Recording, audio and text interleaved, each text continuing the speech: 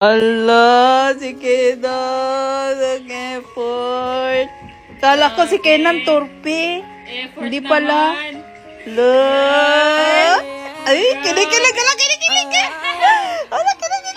Ano masasabi mo, ate? Kenteya lang, malakas. Ikaw, ano masasabi mo? Yeah. Sabi na naman tanongin natin. Ang ginawa ni Kenan.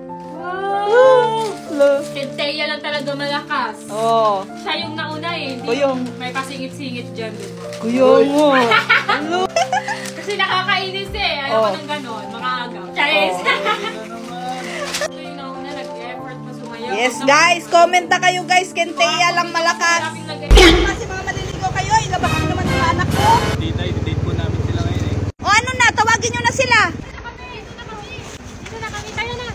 Sa wakas, after many months, naisipan niya na din na i-date kami. Ano ko? Wait lang, may nakalimutan ako. Kailangan ko yun, yung set and spray ko. Ayan, focalior mo. Yan, para long lasting yung makeup natin. Gagamit ako nitong, ba't mo pa kasi kailangan ng ganyan? Siyempre, makahaggard ako, mabubura yung makeup ko kasi kakain, pagpapawisa. O kailangan ko na ito, pampakapit kasi ng makeup, tong Focalior setting spray. Napakatibay na ito. Ako, di ko na kailangan yan kasi maganda na ako. Tingnan lang natin. At tayo ay sasayaw sa kulog at ulan. Ang puso ko ngayon ay umiibig sa'yo.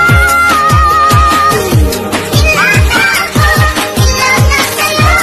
Sana malaman mo. Trish pa din. Patay na din ito. Try nyo na din, guys.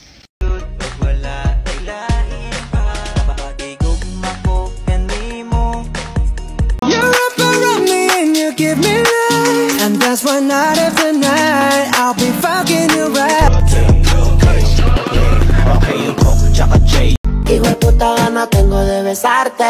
Te vi en una foto y te imaginas sin ropa. Okay, you go, Chaka JD, mini mix, go, GoPro, kasi lazy, dinidis.